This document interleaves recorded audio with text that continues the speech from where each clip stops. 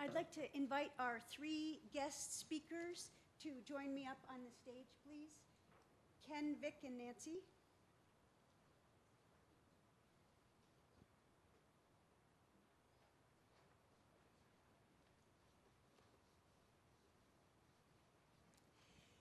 So it's such a pleasure to see you all here today. Thank you very much for coming.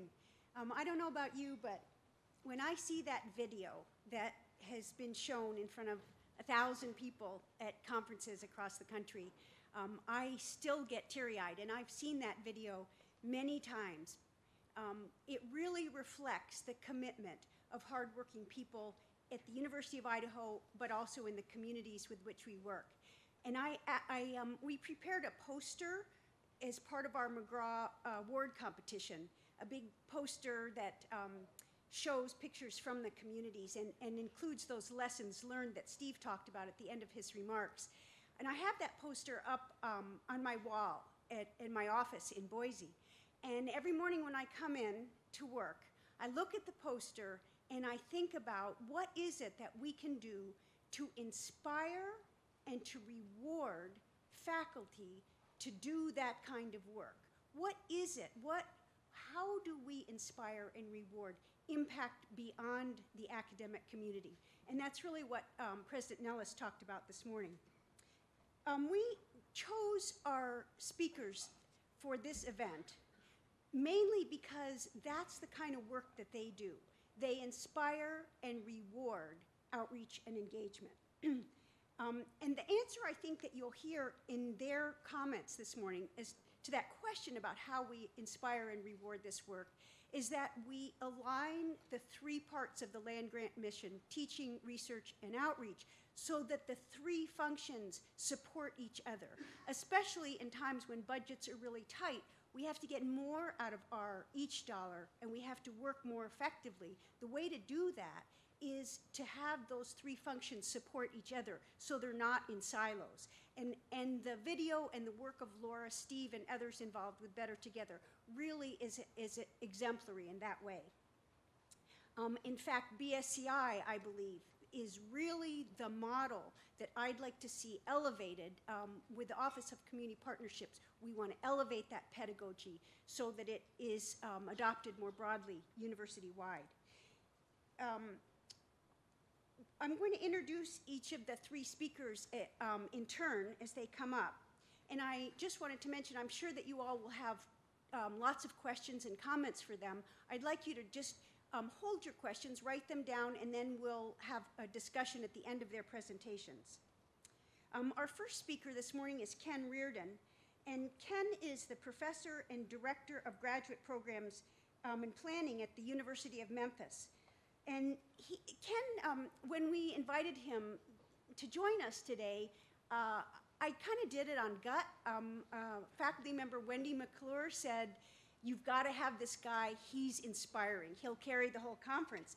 And I didn't really investigate his whole background, but subsequently, faculty members came up to me and said, "You have Ken Reardon coming, that's going to be really great." And so I started looking at what is it that he's nationally recognized for across the country. And there are two programs that he's very well known for. When he was a planning professor at the University of Illinois Urbana-Champaign, he helped start the East St. Louis Action Research Project. And that's a program of engagement with distressed urban areas that involves service learning and action research. Another program for which he's nationally known is that when he was a chairperson at the Department of City and Regional Planning at Cornell, he coordinated the New Orleans planning initiative, which produced the recovery plan for the 9th Ward. Now at the University of Memphis, he continues his work through the South Memphis Revitalization Action Plan. So East St. Louis, South Memphis, the 9th Ward, what does that have to do with Idaho, you might ask, and it's a legitimate question. I think the answer is, it's captured in a video I watched about some of Ken's work, and these are the words from a community leader in Memphis. He says about the work in which Ken is involved, it really suggests the value of integrating resident-led, resident-driven initiatives with academically inspired, data-driven intellect that we get from the university. That's a community leader talking about engagement, and it's really very consistent with what Steve and Laura talked about this morning. It's a true mutually beneficial partnership. With that, I'd like to welcome Ken Reardon to the University of Idaho.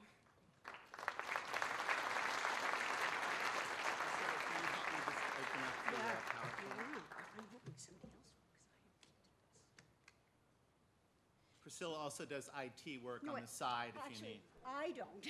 So could we actually have someone come up and, in case we need a little help here, let's see, Vandal Guest. That doesn't sound good. Vandal Guest, that sounds better. It's got a dog image. There we go, okay, and then. Idaho 1, how about that?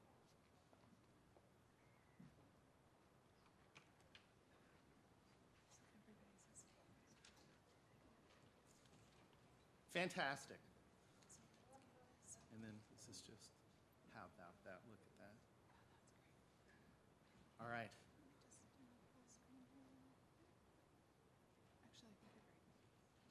Great. Well, good morning, everyone. I want to thank Priscilla for inviting me, and I was delighted by the introduction. I'm glad she continued beyond, I just had a gut feeling about this guy. I feel a little bit better. I was actually here in Moscow 11 years ago, last month. I looked it up on my Vita. I didn't initially recall that because I never left the lovely Best Western when I was here. But that was for the founding meeting of the Idaho Campus Compact. And at that point, I think the initial work of Extension and the departments to really craft a visionary mission for engaged scholarship here at the university was in its, in some ways, infant stages. And I can't tell you how excited it is to be back and look at the extraordinary work that's been done by the previous administration and currently under President Nellis in terms of 200 service learning classes across the curriculum, really a remarkable service learning center. And now it's sort of like being here for the founding of the Constitutional Convention, for the opening of the new office that Priscilla will be directing. I visit many campuses to talk about service learning and occasionally get invited back, not always. But I can tell you it's rare to come back 10 years later and see such an extraordinary institutionalization of an exciting, socially responsible form of pedagogy that has obviously taken place here with extraordinary leadership from the top and from your faculty and from the always present and committed extension staff. So I'm just delighted to be here. When I came last time, I actually had sort of a rather frightening experience. I was staying at the Best Western. I got in late. Wendy McClure drove me from some airport in a nearby state over those beautiful green hills. I'm from the Bronx. I was scared to death. There were no buildings. There were no people. There were wild animals. It didn't appear that they had been bathed recently. I was just scared to hell. And I immediately went to bed. I pulled the sheets up, and everything was going quite well. And then around 5 o'clock in the morning, the E-train, which in New York is one of our many subways, started running underneath my bed. It just got totally chaotic and loud and noisy, and I just didn't, what the hell was going on? I opened the window, and there was a feed lot from the School of Agriculture across from my window, and the morning animals were there for their feeding. And I feel badly now because I complained bitterly to the host, because that's what we do from New York. We complain about things. And I went to the same sort of side of the Best Western. I'm staying near my old room. You know, I looked for the plaque, but there is no historic plaque. Maybe the president can resolve that. And sadly, what was once that great agricultural feeding center is currently a cinema fourplex. So I hope I did not cause that. That's not the kind of development I think we need here in Idaho. Priscilla asked me to talk a little bit about where are we in the service learning civic engagement movement. It's a movement I've been fortunate to be involved in for about 30 years. My initial involvement was not as a willing, enthusiastic volunteer for the revolution. I was what's known as the resistant, non-first adopter of service learning. I was at Cornell University. My department got eliminated. To it, I was fired. I got liberated. I found a job in the University of Illinois as a brand new professor in city regional planning. I walked in and the chair told me, "You are now the director of the East St. Louis Action Research Project." And that's how I became a service learning guru. I had it foisted upon me as the junior ranking person. I went down to East St. Louis. First thing I did was call up Cooperative Extension. I knew that much, to find out what the story was. They introduced me to about 36 local leaders. I said, "Hi, I'm here from the university. I'm here to help you." People, one after another, got their crucifixes out, their Star of David. They started protecting their vital organs. And I didn't quite understand why until I finally met the most significant civic leader in East St. Louis, a woman by the name of Ciola Davis. And she says, the university has some work to do on its relationship skills. And at that point, she took me into her office, and she had 4 milk containers. And in these containers were what looked to be University of Illinois Urbana-Champaign research reports. And on the side, they had 1950, 1960, 1970, 1980, a total of 134 reports. And outside was also a number, 9 million, 24 million, 36 million, 41 million, which was the amount of money we got to do each of those reports in each of those decades. And she says, the bad news is there's not a damn thing in any of those that's actually been implemented to affect the quality of life for the folks living in this community. The good news is we can try a different approach. She then introduced me to something which she referred to as the Ciola Accords, 5 principles for healthy, non-exploitative, non-colonial community university partnerships. Number 1, those most affected by the plans and programs and decisions to be made should be at the table to influence those choices. Number 2, residents should be involved in every step of the research process, from the identification of possible issues, the development of the research design, the creation of the instruments, the collection and analysis of the data, and the ultimate prescriptions for what needs to be done. Third, and my dean loved this, was reciprocity in funding, that for each dollar the university explores to finance its outreach into the community, it should be split on a 50-50 basis with the community whose partnership is essential to the implementation of successful applied research activities. Fourth, that we're not interested, and I love this, in a one-night stand with the university. We've been there. We want a commitment of at least 5 years. And, most of us who are involved in administration, I'm now a department head. I can't even tell you who's going to teach next semester, let alone 5 years from now. But basically, they said the problems that created the conditions here in East St. Louis took a half a century to create, and it's the ultimate in hubris and silliness to imagine that even an inspired land grant could address those underlying causes in a year, 2, or 3. So a minimum of 5 years. And then finally, she presented what she said was the ultimate principle, which is that we want to create a jointly controlled nonprofit development corporation to be responsible for taking the good research and actually moving it towards implementation and ultimately community transformation. And we want that to have a life outside of the university and our own local social service agencies so they can focus clearly on implementation. Because at some point, she said, the shine will go off the apple at the university in terms of the scholarship of engagement, but we will still have our challenges as a community. And with that, we humbly took a step back in East St. Louis. I came back to my dean. I said, there's good news and there's bad news. The good news is there's a hellacious group of women connected to the Black church who've been doing the impossible with nothing and now would like to partner with us. The bad news, and I handed my dean, a woman, the 5 points, is that they're a hell of a lot more serious about this partnership thing than we are. Here are their 5 points. The dean's response was, it's obvious that they've worked with higher education before. And she took out her pen and signed it. So that's how I stand before you today. And with the few minutes that I have remaining, just give you a little preview of, I think, where we are and where we may be going as part of this quite exciting movement that obviously Idaho is now in the very front ranks of, being a finalist, and I'm sure you will be a winner in the coming years for the national prize. Obviously, we're at incredibly trying times, increasing global competition. Most of the regions of the country have either slow growth, and almost none of them have any job growth. We have the ongoing restructuring of traditional economies, creating increasing disparities in terms of income, wealth, and power.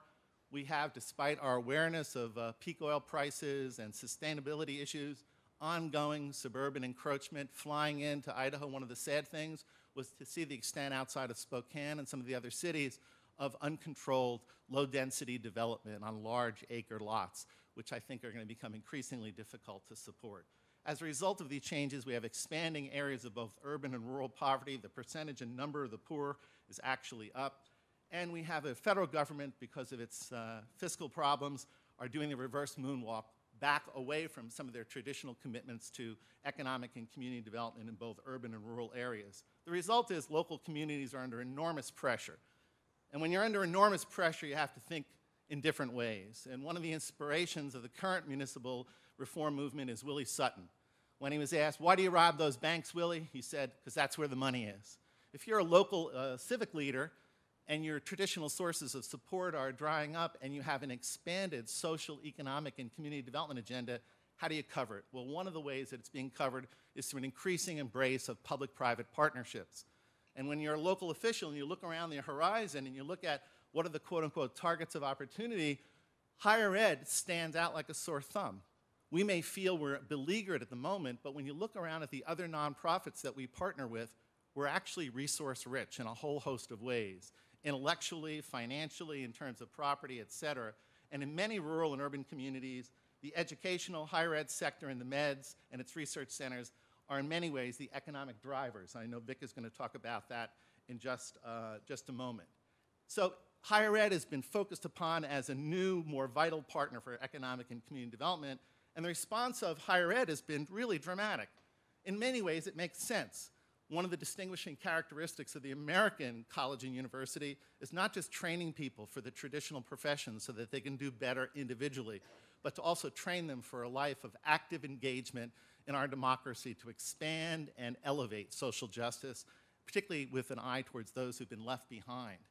Also, we have faculty who are increasingly aware of the transformative impact that the combination of exciting classroom-based and field-based learning can have when it's in a properly structured service learning environment, the kinds of environments that you're promoting. I mean, the work of Dwight Giles, Janet Eiler, and Professor Austin all talk about the transformative impact of service learning properly structured.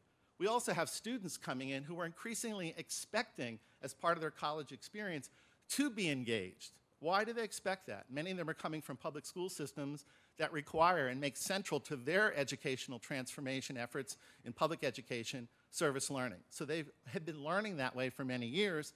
And then also think about the experience of this generation.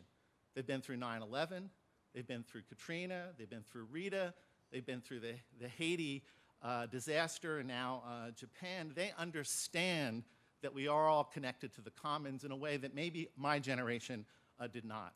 Also, alumni. Many of the folks who have not been as vitally engaged in supporting our alma maters are folks who, as undergraduates and graduate students, their most transformative experience has been engagement in community projects that really matter, that allow them to develop new skills, develop professional networks, and have an impact on issues that are of great consequence in local community.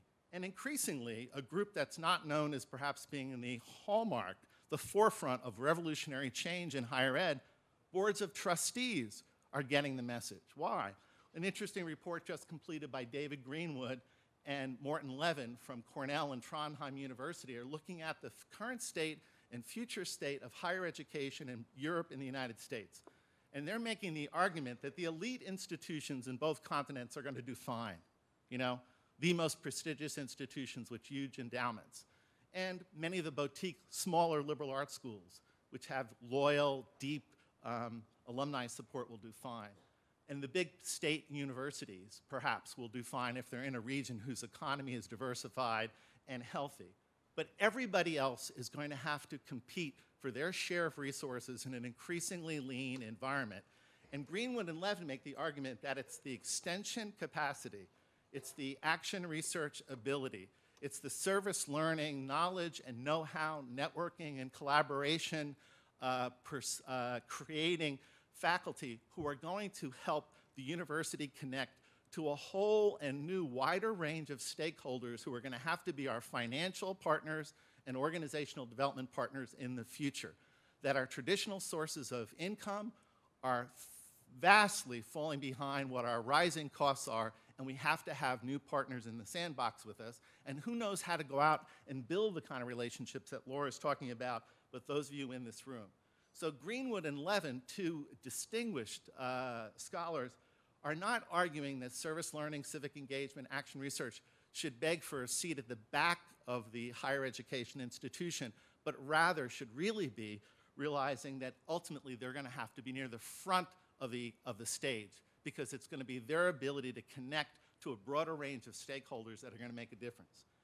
As a result of these changes that I've just talked about and challenges, we've seen a skyrocketing interest in service learning. Campus Compact is now over 1,100 members. Throughout the nation, we have a vast movement towards institutionalizing service learning. Dedicated offices, increasingly mentioned in the qualifications for new faculty positions, even changes in promotion and tenure. I'm on my own college promotion and tenure committee.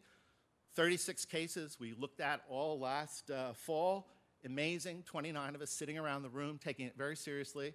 One of the guys who was up was just identified as one of the top 10 most important up-and-coming researchers in a particular field of bioengineering by Science Magazine. It was written up on a very well-known national, but in his statement said, I really don't have time to teach or do the service stuff because I'm so busy doing the real work of the university, which is this basic research. And he was looking to be promoted early.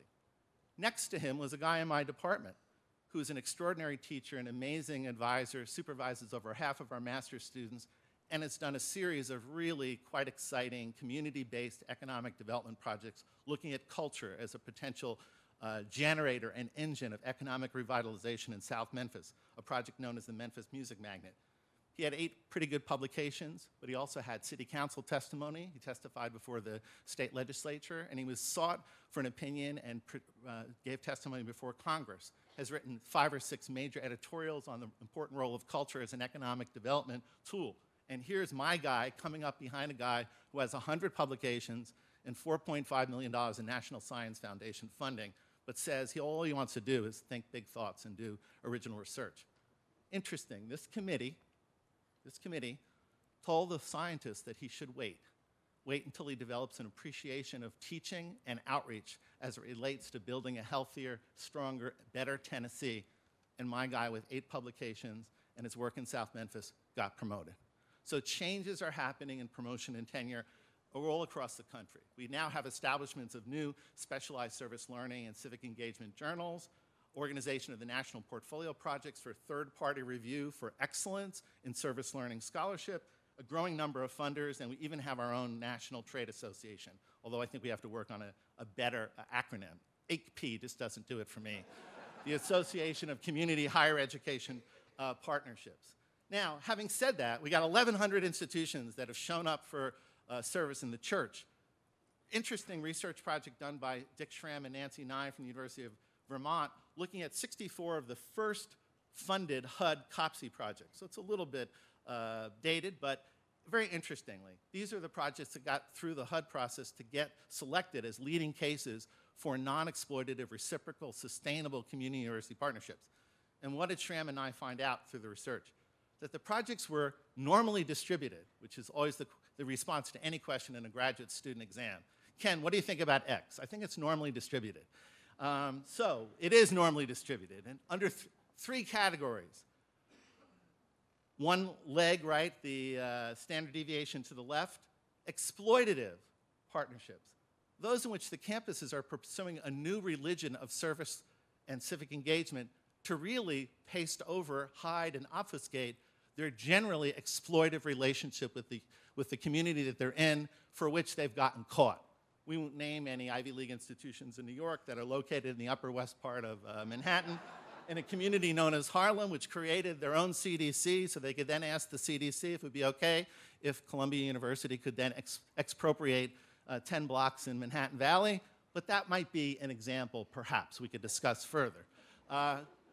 Second, the big hump, 65% of the service learning projects, are ones in which the university listens carefully to the community and tries in an honorable way to respond to the research need, but doesn't involve the community in an active way in a reciprocal learning process. So they collect all the data, and right before they leave, where do you guys go for summer vacation? Oh, it's so fantastic here, but those of you who were severely toilet trained and have to leave Moscow for some reason, maybe your wife wants to get out of town, where do you go for vacation? British Columbia. Okay, you go up to the capital there, right? And on your way out the door, you take your report and you toss it on the front lawn of the tribal leader from Coeur d'Alene. And he gets to ruin his summer or her summer figuring out how to move this 500-page agenda forward. And that is most of what's going on, according to Schramm and Nye.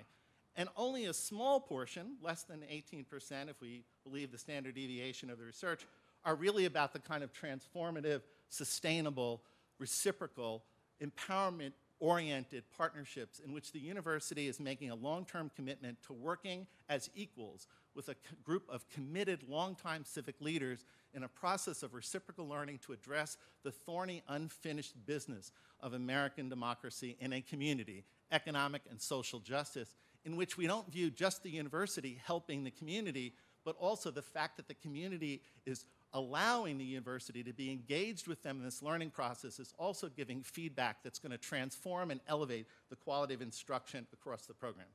I'm going to finish up here. Has there been an evolution? The Campus Compact was started in 1984, right, by the big three, Brown, Georgetown, and Stanford.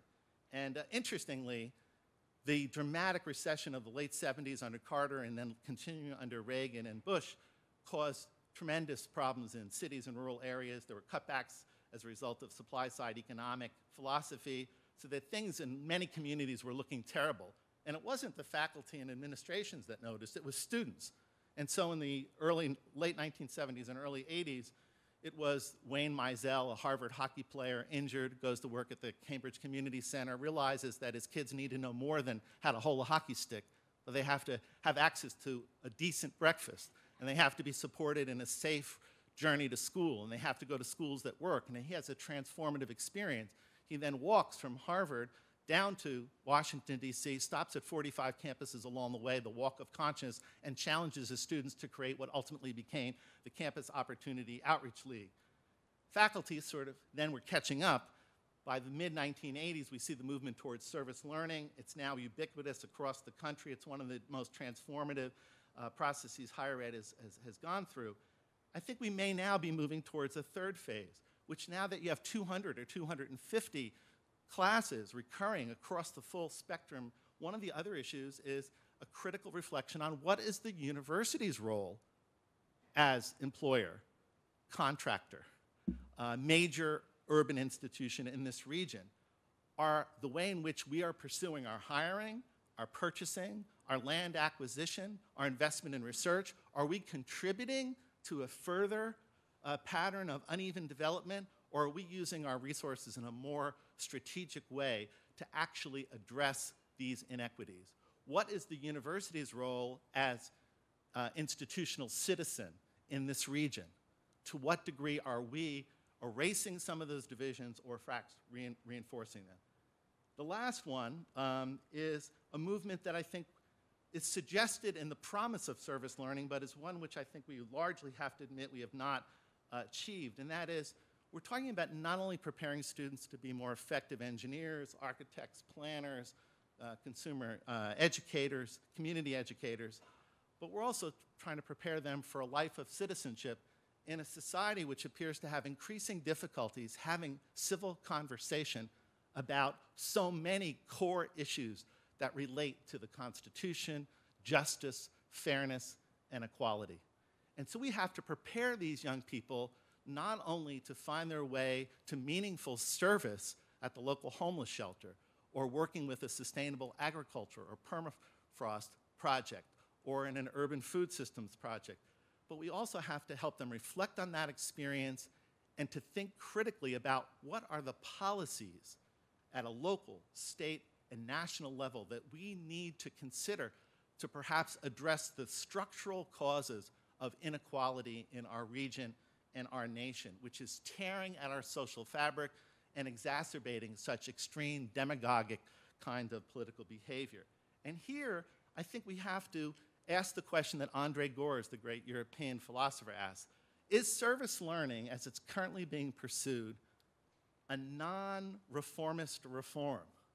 That is, are students getting involved with faculty in a face-to-face examination of critical issues of social inequality, and as a result of that experience being so challenged that they're then willing to come back and do the hard and difficult work of analyzing the causes of that problem? And are we, as a social service movement, generating the kind of scholarship among our students and faculty that would begin to light a candle in the way towards more just and effective public education, more just and effective urban food policy, more just and effective sustainable development? And I think we can make a strong case where we've been very good at helping students find the setting and reflect upon the work that's being done, but we have been a bit timid in challenging them to come back and look at the policy issues that may be, in fact, contributing to our difficulty in resolving critical problems.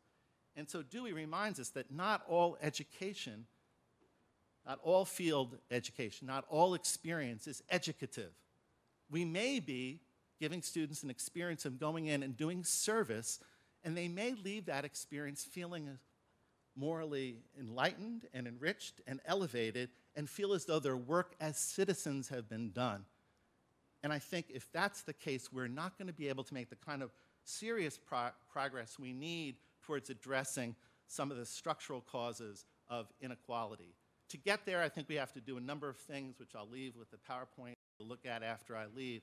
But I think if we're really going to capture the promise of service learning, that is, as Jack Mesereau talks about, a transformative approach to education that just doesn't give people a better knowledge of the causes, but calls them to act in a way that, as Dr. King says, bends the arc of the moral order towards justice, then we have to think about encouraging students to take the next step with faculty, which is to really look at. We have thousands of kids involved in tutoring and school reform and service efforts. We have thousands of kids involved in community gardens and urban agriculture and sustainable agricultural efforts, all kinds of housing efforts. We just heard about it from the Coeur d'Alene community. We have students working on energy issues. But we have not generated in our 30 years as a movement a single example of us taking that extraordinary rich experience in local communities, distilling it into policy readers, and challenging students in a series of intentionally designed courses to look at how we might be able to promote greater equality, democracy, and justice in these policy areas, which ultimately is the promise, the hope, and the challenge of the kind of civic education that Dewey talked about and that the founders of the service learning movement constantly intone, but we have not yet shown up to work to do. In a way, we've been following the elephants down Main Street, picking up the residue of what doesn't work in our regional economy, but we have not yet run in front of the elephant and tried to get him the hell off Main Street. And that great quote of the famous mayor of upstate New York, Tom Johnson: "I'm sick of pulling bodies out of the river.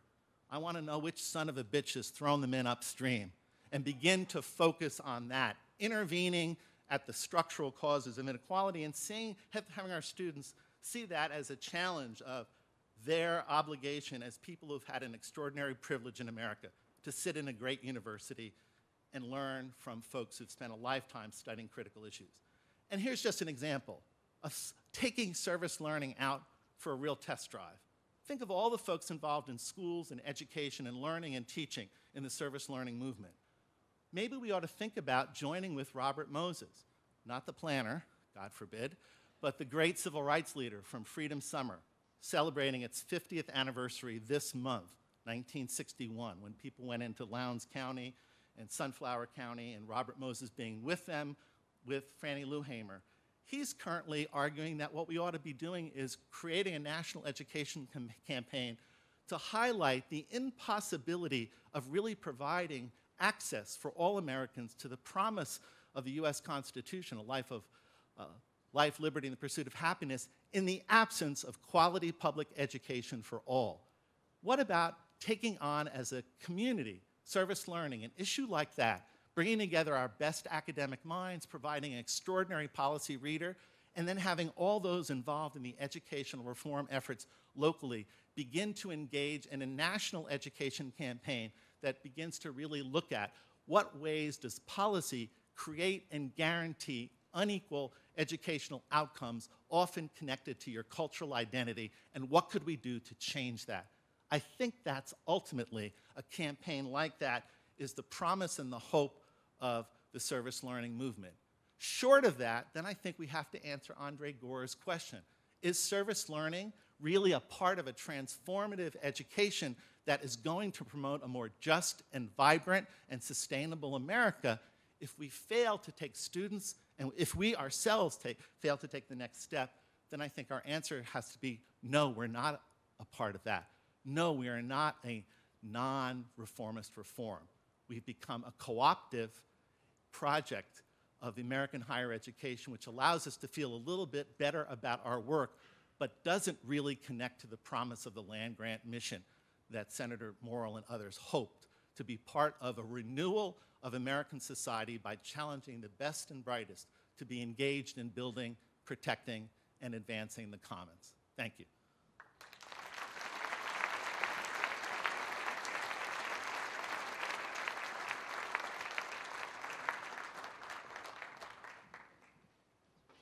Score one for my gut. I think that was really good. Thank you very much, Ken. Our second speaker today is Vic Lechtenberg, who is Purdue's Vice Provost for Engagement. And really, I think Vic is about getting out in front of the elephant on Main Street. He's going to talk about proactive approaches to solving these, especially the economic challenges that our states face. Vic leads Purdue's efforts in using Purdue University's resources to address economic development and other issues facing the state's prosperity, economic prosperity, and quality of life. And you might know those are words that are right in our strategic plan. Those come right from Goal 2 of the university's strategic plan. Vic works directly with Indiana's leaders, the business community, and citizens to find ways for Purdue to advance that mission. Vic also helps communities throughout the state develop technology parks and promote the growth of high-paying jobs. Another goal of his office is to advance initiatives such as the Technical Assistance Program, which he'll talk about today, which helps Indiana companies implement new technologies. And these are all really consistent with another one of the themes that President Nellis brought to the university when he came, which is economic development. So with that, Vic, welcome to the University of Idaho.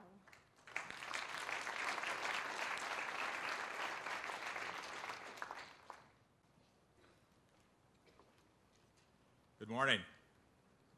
I'm going to see if I can move to a different slide set here.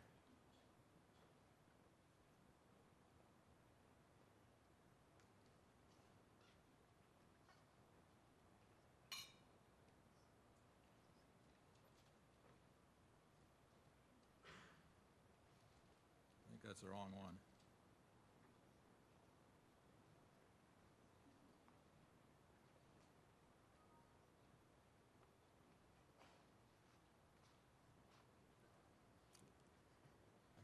Second session, not the first one. Couldn't tell which one is which. There it is. There we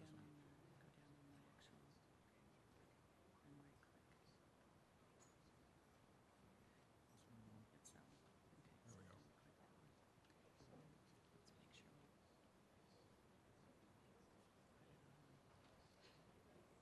Great, thanks. Too much information.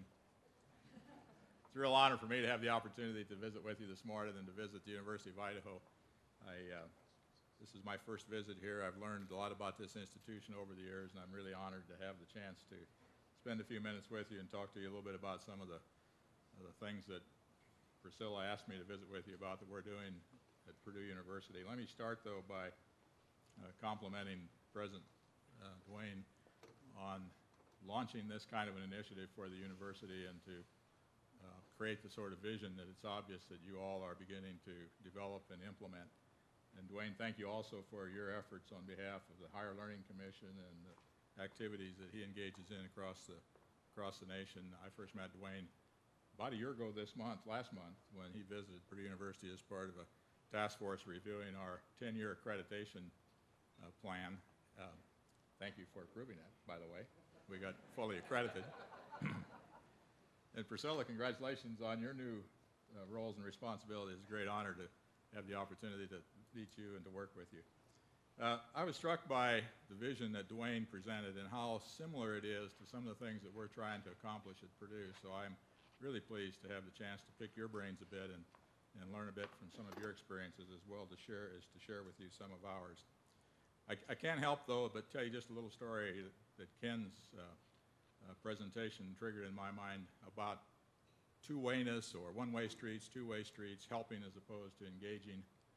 And Ken, it was many years ago, but I was doing part of an interview at another university and went out with a group of producers one evening and was visiting a bit about what role they thought the university ought to play and how the university could or should engage with them and help their communities, et cetera.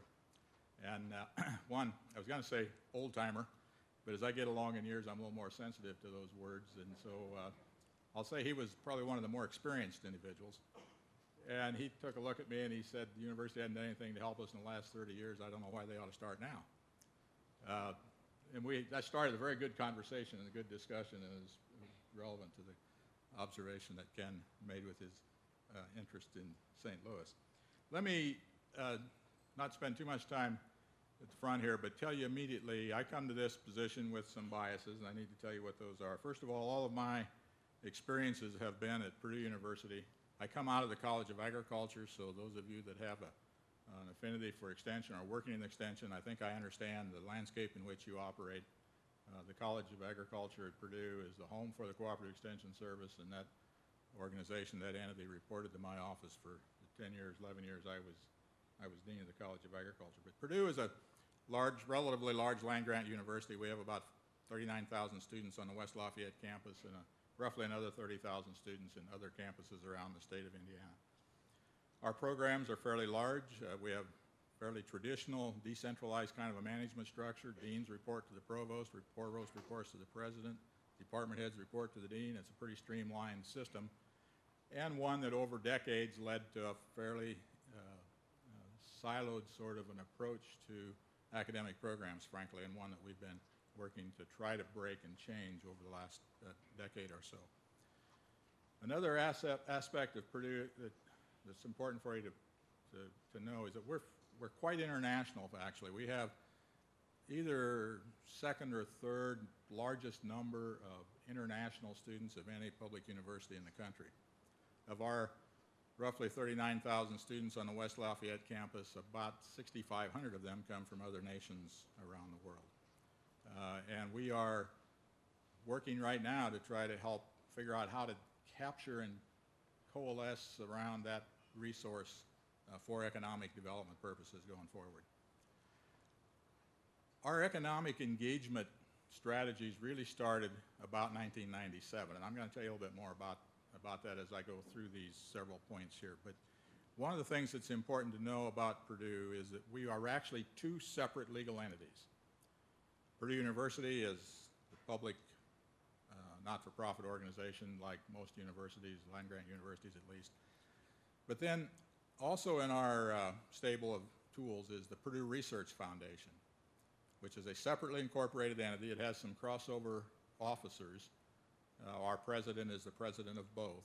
But PRF is a private not-for-profit, and it is able to do things legally that Purdue University cannot do very easily. And over many years, that has worked to our advantage and to our betterment in a number of ways. Some relevant history: Purdue long has had a practical flavor to its research and to its programs in agriculture, engineering, technology, and pharmacy, and I could tell you the story about how we became known as Boilermakers. It started out as a derogatory comment that got picked up and adopted, but there's another cute little story that what could be the basis for that moniker as well. There's a story in our history about the time that one of the early presidents of the university called off classes so that students could help move a steam locomotive across campus to park it into a building that still sits on campus called the Railway Building, so that the faculty in engineering could do traction studies on steam locomotives. And that was in very early 1900s, maybe late 1895, 96 time frame. So we've had all across the campus a predisposition historically toward doing relevant kinds of research. That kind of got lost in terms of any state focus, however, except in agriculture and veterinary medicine until more recently. The other thing that's important to know about Indiana's economy is that we're highly dependent on manufacturing. We are the most manufacturing dependent state in the nation. Roughly 30% of our economic product, domestic product, is manufacturing related. Starting in the mid-1990s, our economic indicators began to lag. Income, family income in Indiana dropped from above the national average to something like 90% of the national average. State revenues were falling. Manufacturing jobs were being lost, and there were many who looked at the globalization and concluded that it was some of those globalization trends that were driving jobs out of the state, but a careful analysis showed that really wasn't the case. It was primarily technology. Jobs were being lost in manufacturing, not so much to international competition, but simply to labor-saving technologies. When I first started in this job that I'm in now in 2004, and I suppose I met and visited with about 300 communities and organizations in the first 3 or 4 or 5 months. One of the questions that I kept asking was, what's happening to the communities? Where are the jobs going? And the answer that I got astonished me a bit as they were talking about the value of the economic product produced, but the number of jobs gone. I said, I've heard this story before. In agriculture, we did that over 75 years. Manufacturing has done it over 20. Steel, for example, was a huge industry in Indiana, still is. We produce as much steel in the state of Indiana today as we did in 1970. But we use about 15% of the workforce to do it, maybe as low as 10. So it's changed dramatically. So the other thing that happened was that there was a growing awareness that our educational system was not where it needed to be. These were kind of background things that occurred leading up into the 1990s. And then let me tell you a little bit about some of the changes that have occurred at Purdue. In about 1996, 97, our president at the time, Dr. Steve Bering, concluded that if Indiana's economy, let me rephrase it, if for Purdue University to be prosperous, the state of Indiana had to be prosperous. The state had to be able to support us if we wanted to have the support. And it was clear that institutions around the world where innovation and technology development were prospering were stronger economies than where they weren't. And it was often tied to a university in some way. He issued or reissued what we call an executive memorandum that said conflict of interest is okay. We know how to manage it. And for faculty, that meant that if you have an interest in developing a company, commercializing intellectual property, becoming involved in startups with graduate students, disclose it, tell us what you want to do, and not only will it be approved, we'll help you figure out how to do it. That was a fundamental change in philosophy. It took about a decade to play out, but that really started some different kind of thinking on our campus. Prior to that time, I would say that commercialization of intellectual property or even patenting of intellectual property, the word I've used is it was tolerated.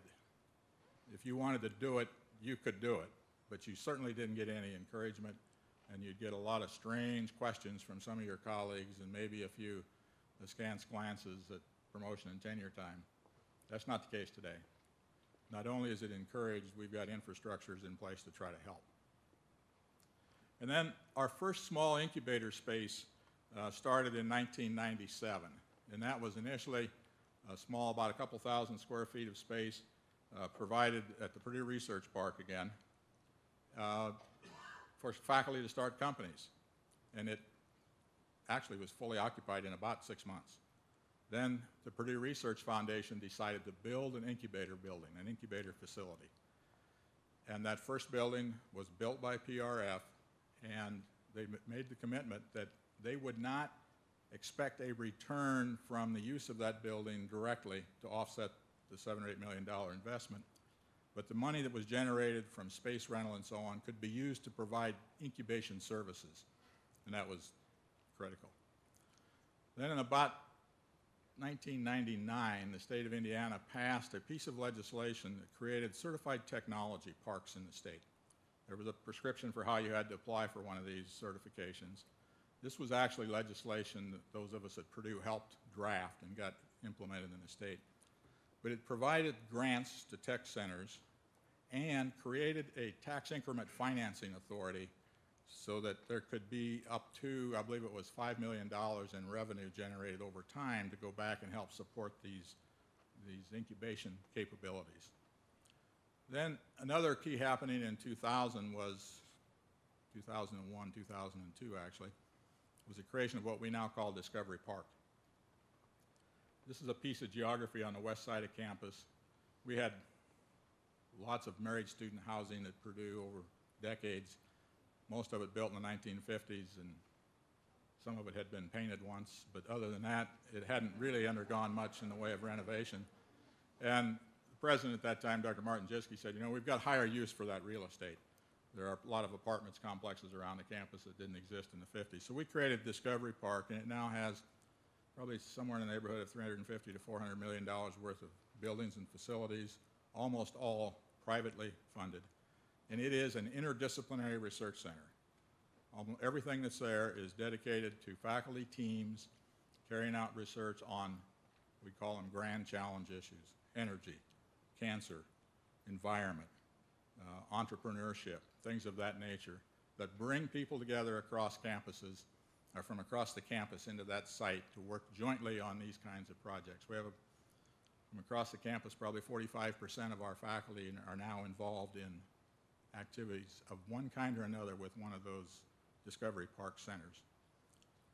And then we made a commitment at the presidential level, as you have, to help try to grow this engagement idea in concert with helping to grow the economy of the state. So here are some of the tools in our toolkit, and I'm going to go through these quickly because I know you all want to ask some questions. Our technical assistance program, this reports to my office. It's cross-campus. It includes our manufacturing extension partnership and a healthcare technical assistance program. TAP works with about 500 companies across the state of Indiana every year, almost all manufacturing companies, to try to get them to adopt advanced manufacturing practices. The healthcare component works with we don't have a medical school. We don't do patient work. This is to work behind the scenes, organization, billing, processing, organizational layout of facilities, et cetera. We just received a year ago a $12 million award from Health and Human Services in the U.S.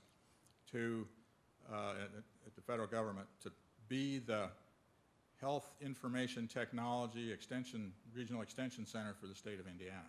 And we're busily in the process right now of trying to make that all work well. The Purdue Technology Center I described West Lafayette, that's where the incubation of new companies occurs. That place now has, since 1997 when it opened, we now employ about 3,500 people there, and about 150 companies in one stage or another have started there. In 2005, we embarked on an enhanced mission that I think Purdue's unique in this regard. At least I haven't run across any other universities yet that are trying this. We're trying to do the same thing at Maryville, which is in the shadow of Chicago. And we opened an incubation center there for new companies, business startups, and so on, that's doing pretty well. And then in the fall of 2008, we opened another one in New Albany, Indiana, which is very farthest south in the state almost, that you can go right across the river, Ohio River, from Louisville, Kentucky. And then in the spring of '09, we opened one at the Indianapolis International Airport. So we've got 4 Purdue Technology Parks up and down we call it the Innovation Highway, I-65, Interstate 65, from Chicago to New Albany to Louisville. Still a work in progress. They're not fully populated yet, but they're having significant local impact. Purdue Center for Regional Development is another tool in our toolbox that we've created. Priscilla and I know my colleague Sam Cordes, who helps direct that program, do a lot of assessment and economic work directly with local communities, and I'll talk a little bit more about this in one of the breakout groups. The extended campus, we do conferences, online programs, many of you do as well. We've gotten a lot more involved in working with companies and working with agencies through corporate agreements. The cooperative extension is a key, very, very key component of our economic development toolkit. The Office of Technology Commercialization, which is part of the Purdue Research Foundation's responsibilities, is where our intellectual property, patents and copyrights and licenses gets negotiated. I work every day with those folks. This next couple slides is not intended for you to necessarily be able to see or read, but we have pulled together a list, and this is on a website that's accessible to you, of the tools in our toolbox with regard to economic development. We've got them categorized into, you might be able to see the large one, economic and community development, economic analysis and policy, business assistance, training and workforce development. Those are the big wrenches in our economic development toolkit that we've developed. They continue to evolve. One other area that we're spending quite a bit of time in is in K-12 education. Priscilla asked me to concentrate mostly on economic development today, so that's why I've not chosen to talk much about our K-12 work. Our office of the infrastructure that I have to work with, in addition to the office of the Vice Provost, we have a satellite office in Indianapolis and in Fort Wayne, and there's a person there that reports to me that concentrates on those locales. And then we have 9 technical assistance program offices around the state. So that's kind of the infrastructure that's in place.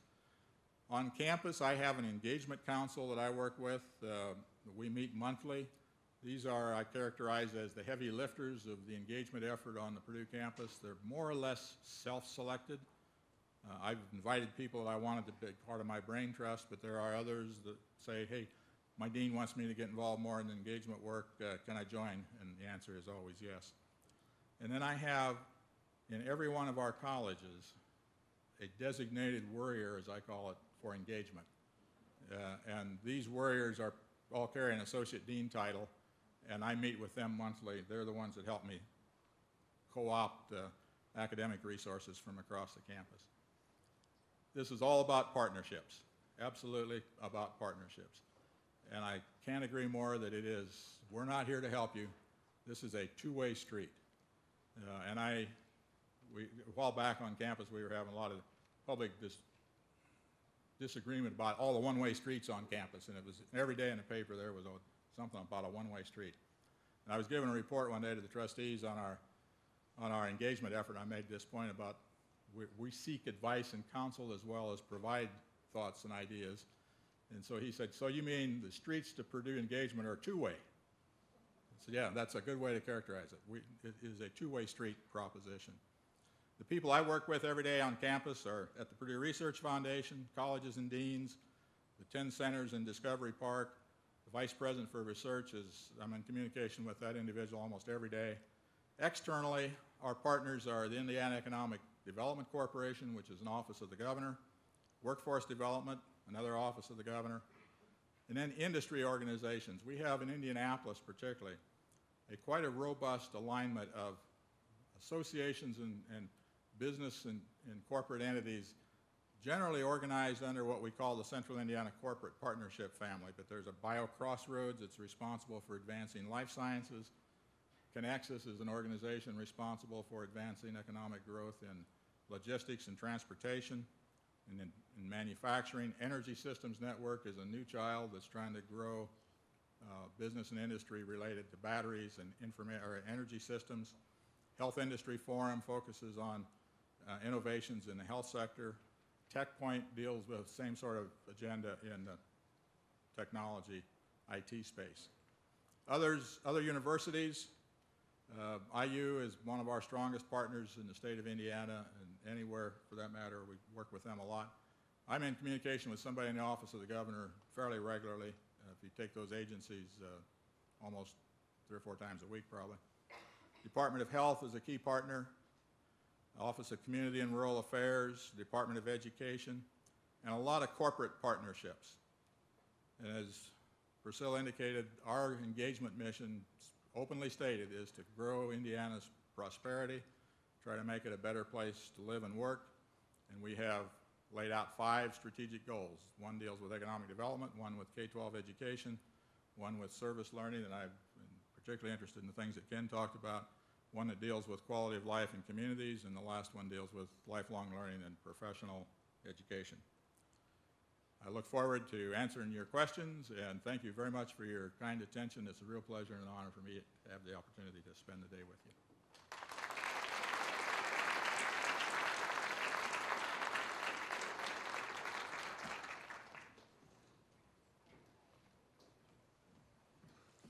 Thank you, Vic. That was wonderful. Our third speaker today is Nancy Franz. She's the Associate Dean for Extension and Outreach for Families and 4-H Youth Development at Iowa State University.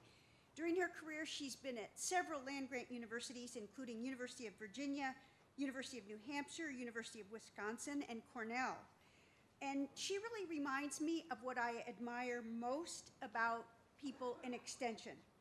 She's a problem solver.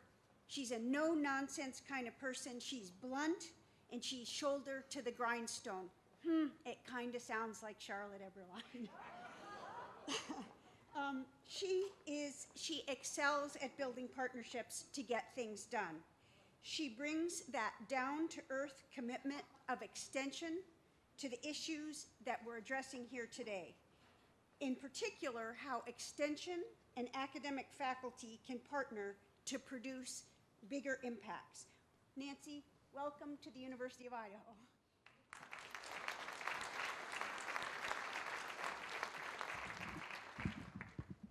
I'm not made for podiums. I'm under tall, so I'm going to move over here.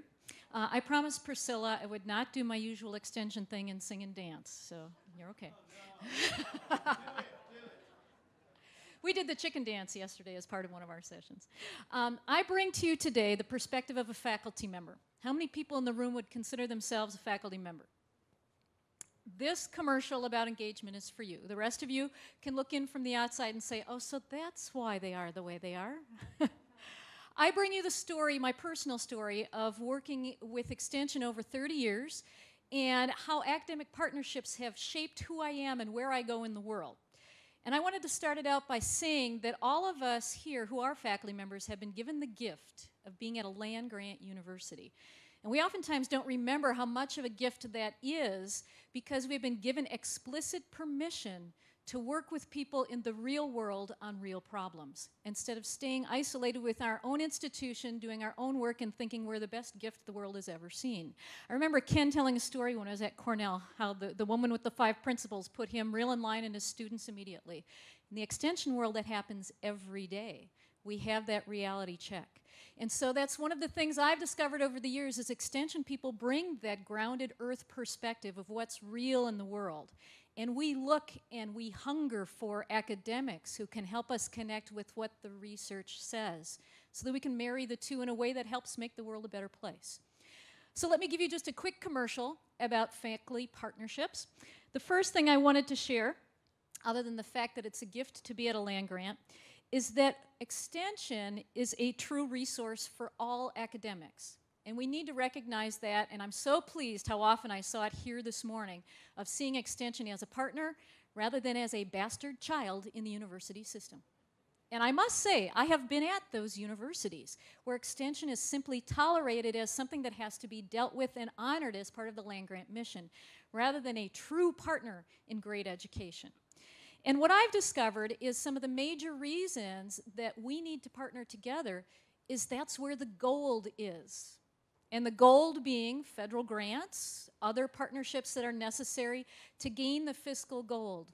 But the gold is also in the relationship we build with each other and the people we work with in communities. It's that relationship that wouldn't happen any other way and the magic that goes with that.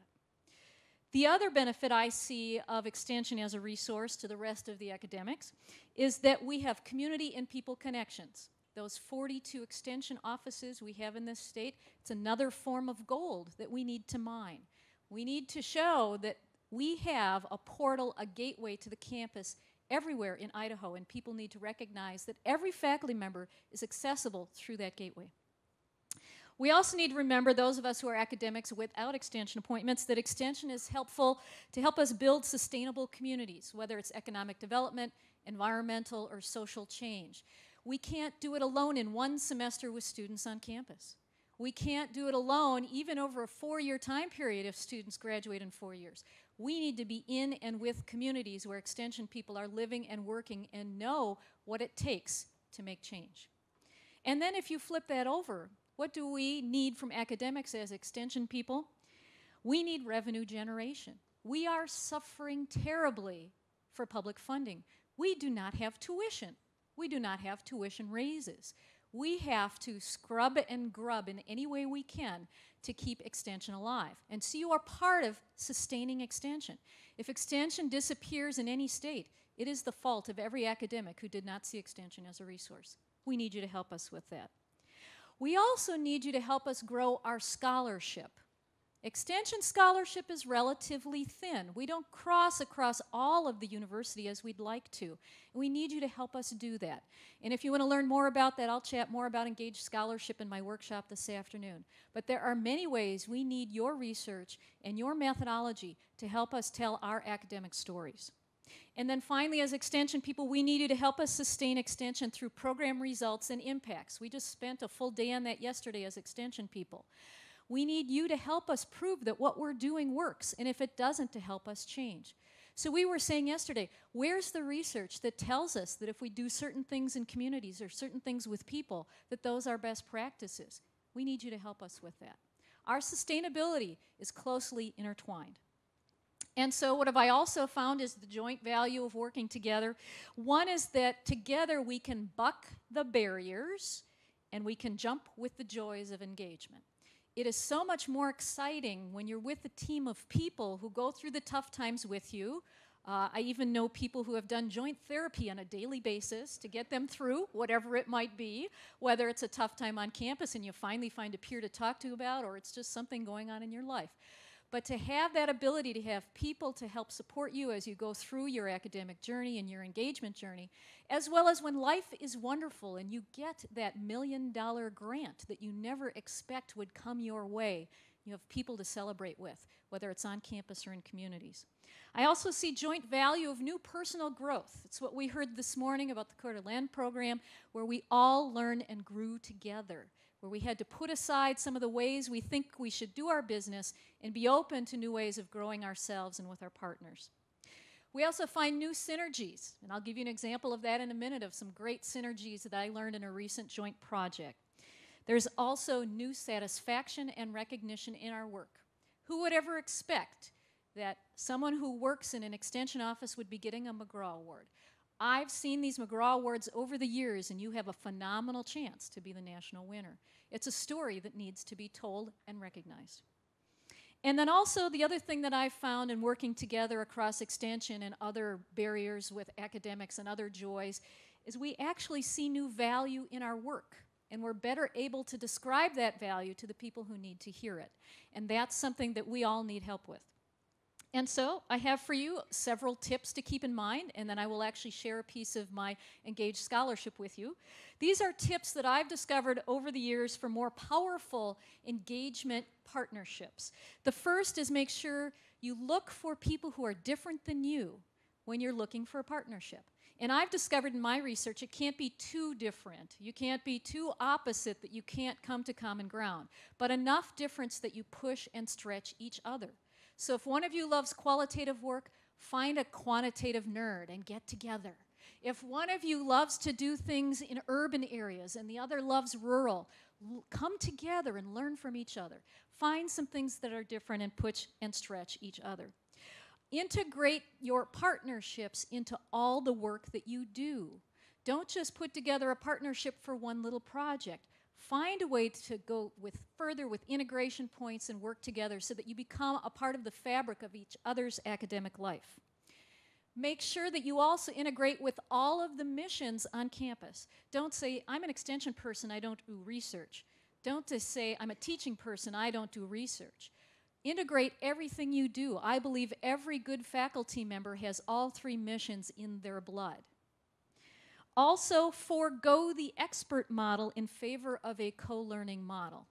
I've discovered over the years that people really aren't looking for experts. We love being experts. They're looking for someone to help them solve their problem, as we heard earlier this morning. And then also, don't start by running after the money, because if you run after the money, then you have to deliver on what you said you'd do. Start with the great ideas and issues, and the money will follow. If you've got great ideas, great partnerships with each other and with communities, you will be funded. So those are the tips I've seen over the years. Let me share with you a piece of scholarship that I've worked on over several years. I've discovered about the last 5 years, people keep coming up to me and they're saying, Nancy, you need to share that. You need to tell that story. You need to write an article. And I'm thinking, are you kidding? This is just a workshop I did. And they're saying, no, these ideas are critical. That's when I decided I was chronologically gifted. When all of a sudden I went over that fence to the other side where somebody actually wanted to hear what I had to say rather than just doing it. And so you have in your folders a small little booklet that's actually one of my articles in a recent Journal of Higher Education Outreach and Engagement. And this is a model that I put together that I've been using with a wide variety of faculty members. My focus is really on faculty development around engagement. I do a series of seminars in the college. I'm a graduate of the University Academy for Engagement Leaders, a number of things, and the faculty is the key for good engagement. It's not administration, it's not students, it's the faculty level that makes engagement happen in a way that is critical for a land-grant university. So we all need to figure out how to do it well. So what you'll see is on page 3 a model that I've actually come up with over the years after guiding many faculty on how to do engagement dossiers and portfolios and how to really think about the whole realm of facultyism at a land-grant university. And what I'd like to point to, the inner circle is my kind of plebeian common definition of engaged scholarship. It's where the academy and the community have a reciprocal legacy that grows the field, whatever that field is, if it's public policy for a community or if it's education for someone like me. And then the 6 points that drive that are what I really base my work on. If you're looking at our 3 missions, there are 6 points that are drivers about where we can share our story and where we can really develop our scholarship.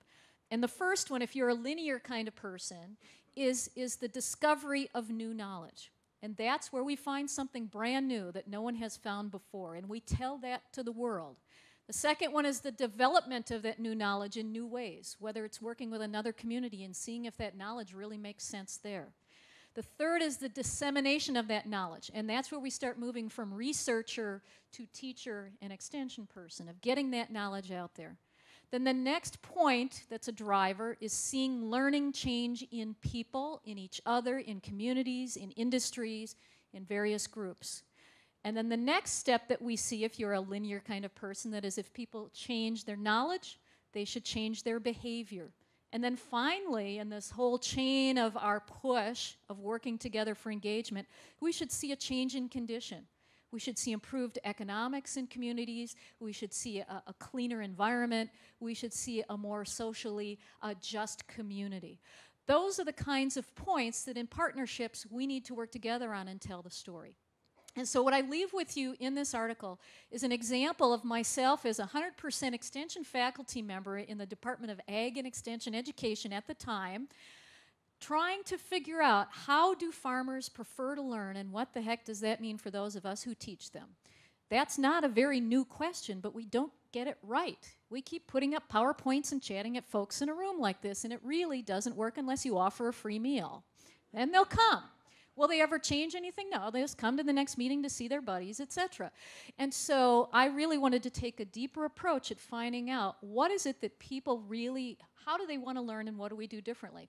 And so I put together a partnership of folks, the usual graduate students and other extension people in the field and folks on campus. And then I said, but if we're looking for new answers, we need someone who's never done this before. And I invited a department chair from human development who had never talked to a farmer in his life to join the group. And he was a focus group guru, and we wanted to do focus groups. He was also an excellent writer and published in many ways, and we invited him to join us. And we worked through these 6 points together and found it was one of the richest partnerships we'd ever been a part of. So that case study is here in this article for you to read. And so that's a personal story I have for you about the importance of working across all of the functions in the university as faculty members. Our lives are better as academics, but I also tell you my life is much better as a human being from the things that communities and other faculty members have taught me. Good luck on your journey.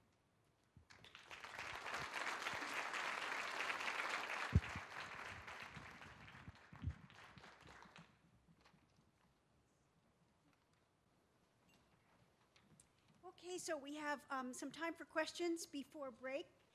And I'd just like to open it up to anyone on the floor, and all three of our panelists are eager to answer your questions. Thanks. Anyone with questions?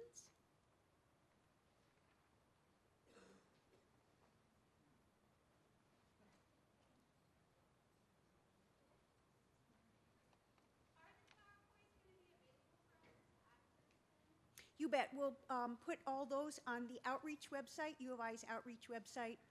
There's a special area for Engagement Day, and we'll get those up in the next couple days.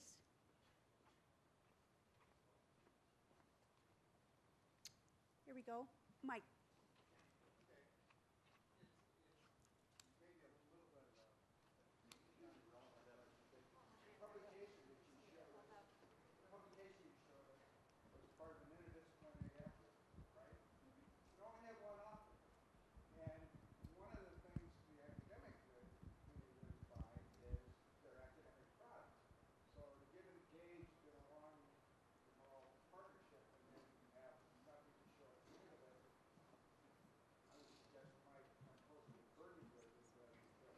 You walked right into my trap. Come to the workshop. Come to the workshop this afternoon. Can you hear me now? Yeah. Come to my workshop this afternoon if you want the rest of the story. We produced 40 products. That was one product that I individually produced. At the beginning of the project, we sat down, we put together a table, all the things we hoped to produce, who was going to be the lead person, who would be on that, and then who would keep track of it. And we actually delivered. We thought we would do 10 products. We did 40 over a 3-year period. So you can come and see the rest. I'll tell the story.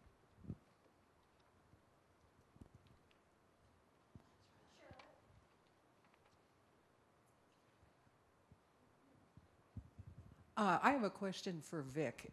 If you wouldn't mind, if you could just give us a thumbnail sketch of an example where Purdue has worked together with business and communities. So you have the university community business partnership to advance economic development in an area or a region. Just an example so we can see what your thought processes were and how you made this happen. A couple come to mind immediately. One is the New Albany activity that I mentioned with regard to Tech Park at that part of the state. We worked with the local community, with the local economic development agencies in that southern Indiana area, and then in partnership with Purdue Research Foundation secured the funding from a private donor to create and establish that facility. So that was over a several-year period. More recently, we worked with the local Lafayette area community and with the Economic Development Corporation at the state level, and have helped recruit a new manufacturing company coming from China to do advanced manufacturing of an aluminum extrusion product in the state of Indiana. And there's no question but what that was successful in large part because of the university's involvement. Those are two things that come to mind immediately. Just a quick follow-up. Did the university offer a different set of classes, or, I mean, did you just help recruit, or was there more active involvement? Thank you. We have a sort of a standard recipe, if you will, that I provide to communities that want our assistance in trying to recruit business and industry. We call it a corporate memorandum of agreement. And frankly, it's not much that we wouldn't offer to anybody that came in off the street, but they just don't know that. And we agree to create a partnership team at the university that I will lead. If the company wants to do the same thing on their side, we provide them access to professional development programs tailored to their needs, offered usually through our College of Technology. We'll provide them access to university resources, the opportunity to do sponsored research projects on campus, which means they have to pay. But all of those things are generally quite valuable to them once they stop and think about it. An example of in that training arena that got us into this more aggressively very recently, I think I can tell this without violating any confidences. Delphi Electronics is a company in Kokomo, Indiana, spun off from General Motors a number of years ago. Just went through bankruptcy about 2 years ago, came out of bankruptcy and said, you know, our business venture now is going to be quite different. Our business will be in building the electronic modules that take power from batteries and drive wheels. So they said, we don't do motors, and we don't do turning stuff. We do the connection. We don't do energy storage. We don't do motors. We do what's in between. And the CEO of the company called me one day and said, Vic, I've got some really good electrical engineers, but they've been building 12-volt power systems, fans, electronics, and things of that nature for cars for years. And I think his words were, if they cross a wire, they get a little spark. He said, if they do that now, we get an explosion. And he said, I've got 200 engineers that need a crash course in power electronics. Can you guys do this? We put together with a team of engineers and from College of Technology. That phone call came in February. By May, they had the course developed.